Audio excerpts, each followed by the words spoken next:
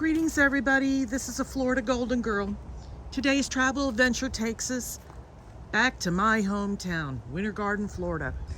Today we're going to be looking at a historic hidden cemetery.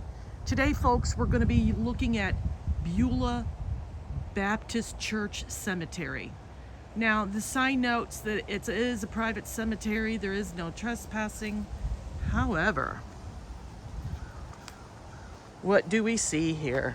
It's a gate and it's open. I take that as an invitation to enter. So let's go in, folks, and see what we can find. So Beulah Church Cemetery is a historic one. I can imagine we're going to see some interesting things here today. It's a large area, and there's the lake straight ahead. So when you come into the gate, the first thing you're going to see Edith Christmas, who died in 1986. I hope the new year is treating everybody good. Did anybody make any New Year's resolutions yet? I quit doing that years ago. So I see these crosses here, but I have no idea what they mean. Oh, that's cellular. That's for cell phones. So they put cell phone, what have you, in a church cemetery. Can you imagine that? So last year was an interesting one, folks. And we hope this one will be an even better one. So, you've got quite a few above ground graves. This is one that I guess I had problems finding it. My sidekick is with me today, and what's amazing is when I'm by myself and I need to find something, I'm able to. So my sidekick's with me and we get lost. So I said, okay, pull over, let me drive. And sure enough, as if the gates of heaven opened, and there it was. I don't know if any of you have ever had that happen, where if you're by yourself, you can get to point A to point B. But yeah. So this is the oldest grave right here so far with 1956. And this is the Reeves family. And so, just to give you an idea, so that's where we are. And so there is really no way of getting in. You pretty much have to walk it. And it's not that bad. Anybody could pretty much walk this. If I can walk it, anybody can walk it. Oh my gosh. And there's Dorothy Reeves. She died in 58. So, how is everyone doing today? For a January day, it's not bad. Remember I mentioned before about the markers and everything? Yeah, it's really not bad. You got lots of older burials, but I spy somebody that's an earlier grave, and this one so far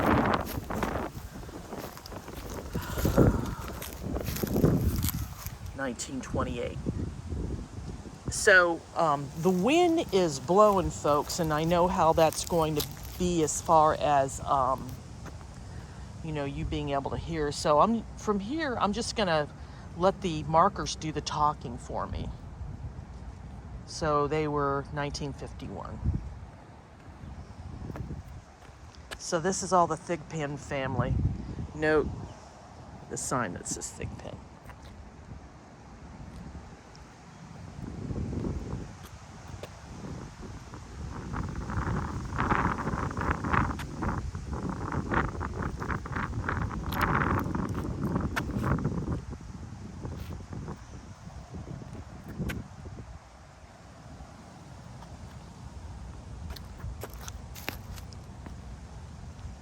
So he was Korea, Vietnam, so he was career.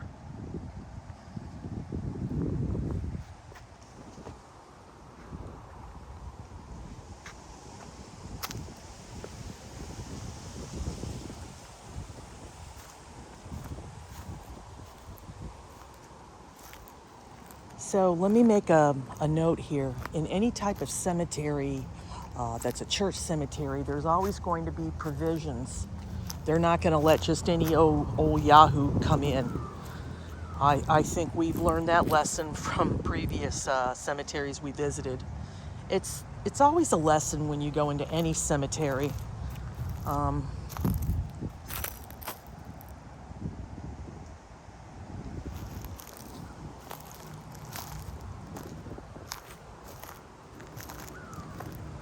Where you just discover some have their own unique rules and regulations.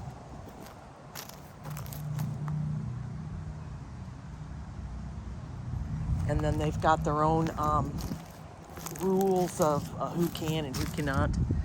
So this is the earliest one I can find. So Mary Walker died in 1924. So we've got graves going up to 24.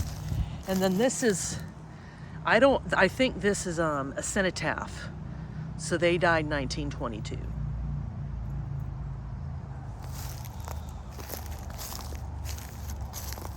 So here's one here.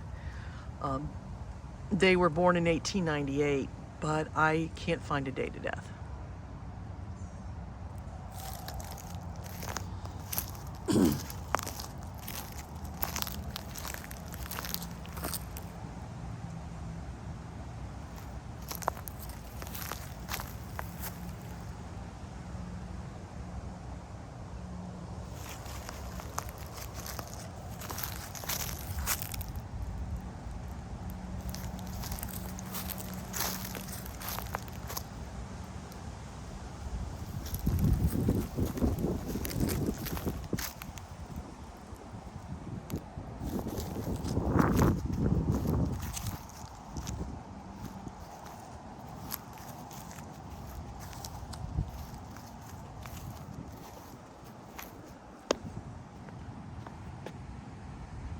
Could they be related to Peter Falk?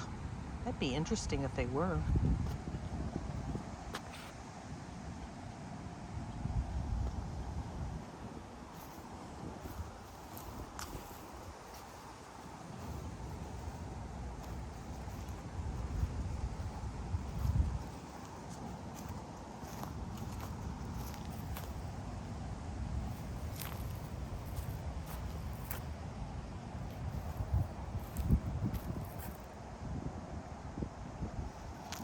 So, I mentioned that I do a lot of whatever on Find a Grave.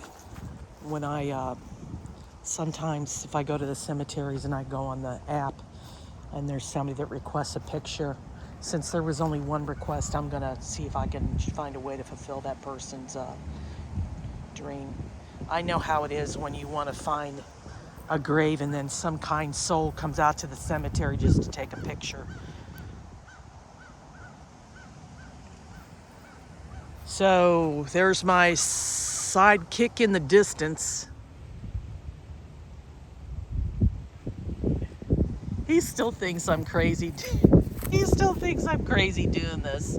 And I try and justify it, and I'm like, look, it's something that keeps me going. When you don't have, when you thought you were ready for retirement, and then you really weren't. That first year was really bad. I'm telling you, I wasn't ready. I'm a World War II veteran. He died in 1966.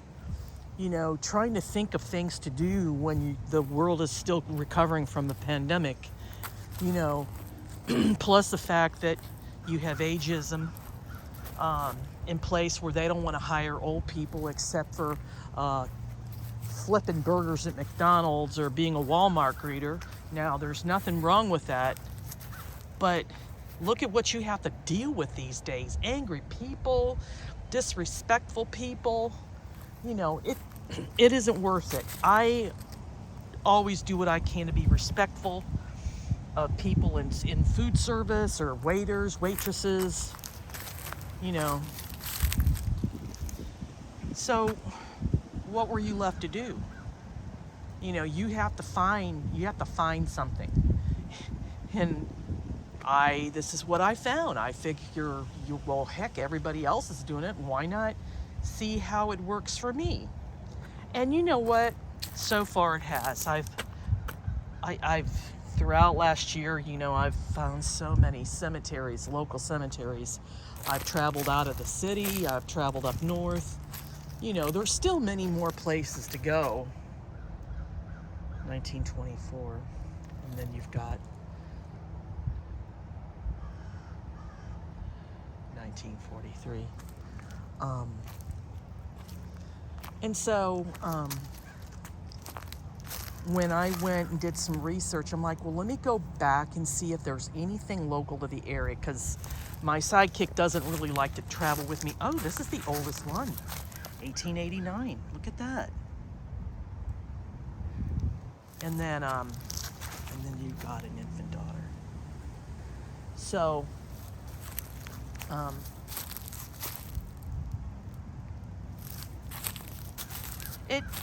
it gives you a purpose, It doesn't have to be this, it could be anything. Again, I know I've mentioned this before, but for those that are getting ready to contemplate retirement, think very carefully and make sure you're ready. If you have the slightest bit of doubt, do yourself a favor and hold off until you are absolutely sure that you got some money. And if you were 62 and you decide, so this is an earlier one, 1872. If you've got some, if you're 62 and you want to wait to collect Social Security, I know people that work for Social Security and they say don't wait. Go ahead and apply. Why should you wait? That's money that you put in and you earn regardless. Put it in. There was a guy I know, he was 73 and he retired. And he didn't even think he could get Social Security. And they made him call and he was like going to make like $3,000 a month. But I mean, 73, my goodness, he had a disabled daughter that he's supporting, him and his wife. And this was in San Antonio. And so, yeah, all those years he could have had a little bit of extra money. And no, it didn't happen. So, folks, do yourself a favor and do your research. I can't say it enough. There's so much information out there now. If you're in the military, take advantage of the retirement briefings. Go to the VA briefings, the Veterans Administration briefings. Those are the ones you want to go to because it tells you a little bit more about your benefits. And anybody has any questions about VA benefits, you are more than welcome to email me, general mailbox at allaboutrudy.org. And I can help you with an answer or point you in the right direction. I'm not an expert by any means, but if I can help a fellow veteran out, then that's what it's all about. You have more Reeves family back here. Rollins and Emma, 1931. And then, so the older graves, once again, more of the older graves are in the back. You have Catherine Reeves here. And this is an above ground grave. You got a few of them, not many, but. And then here, you've got two, Barry, 1921.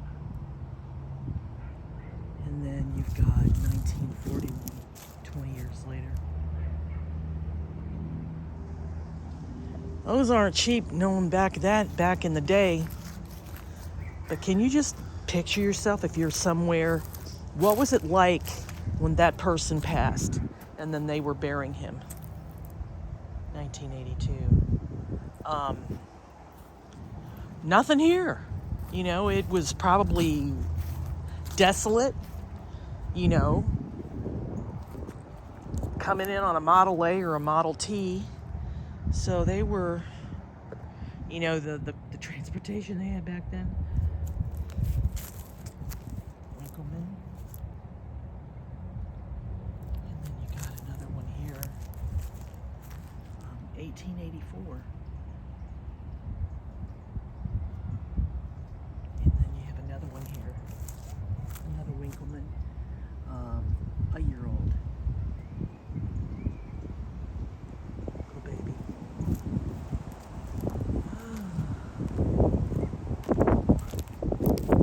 So, 1877 and 1959. You got another Dunway here. And they died in 1919.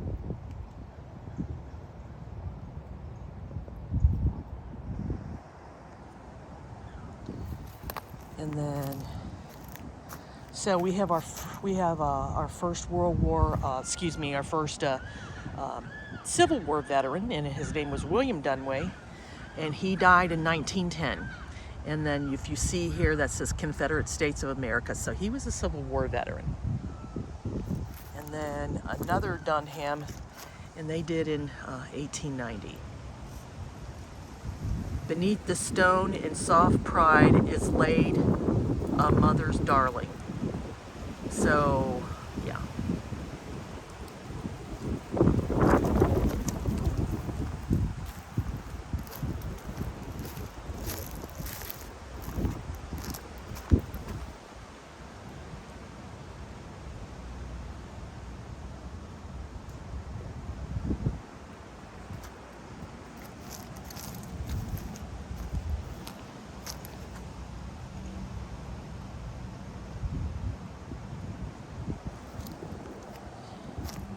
You know, when people talk about there's art, I find there's a certain type of art in tombstones.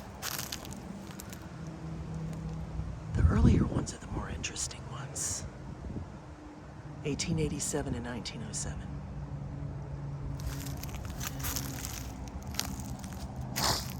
And then if I go back here, just to kind of see what Women of the World Memorial.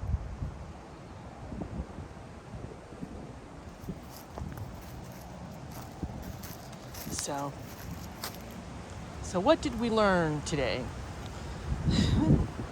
Let's recap.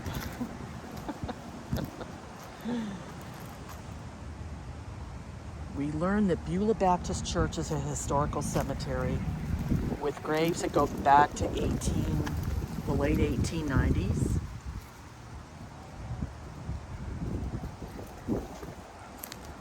We learned that with any church cemetery, there's a requirement that has to be met before burial can be allowed.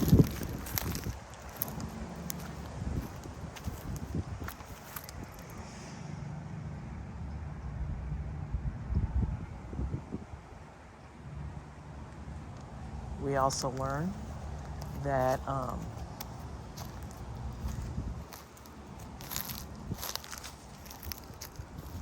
when you get ready to retire, to be sure that it's what you want, especially financially. And that's today's lesson, folks. See, here's another earlier grave here.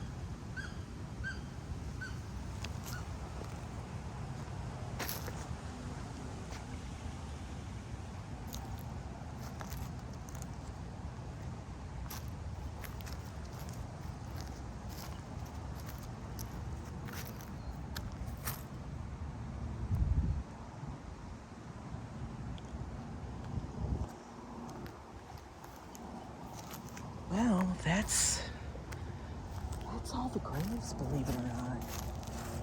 So if you see I'm back towards the lake, my sidekick's near me to make sure that nothing happens. So if I do a sweep of the area, from the back going forward, there's a farm over that way. And then it's just one dirt road. And I mean, when I say it's large, I mean, when you're here, it looks large.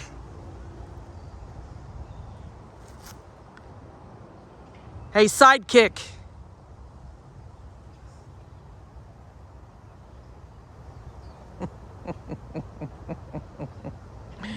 He's a trip. But bless him. He's a good guy. But yeah, that's Beulah Cemetery. Well, folks, that's going to do it for today. Like, subscribe, click that notification bell that lets you know when a new video will be uploaded. Tell a neighbor, tell a friend, tell the dog, tell a coworker. Word of mouth is how my channel grows. And everybody that takes the time to stop by, I greatly appreciate you. Those that are subscribers, thank you for coming back and supporting me in my channel. If you really want to help me on Patreon. My Patreon link is in the About tab on my channel. And that would help me out a lot. If you are a fan of silent film and you like Rudolph Valentino, I've got a blog, allaboutrudy.org. So folks, from lovely Winter Garden, January 2024, I want to thank you for taking the time and watching. And so long for now.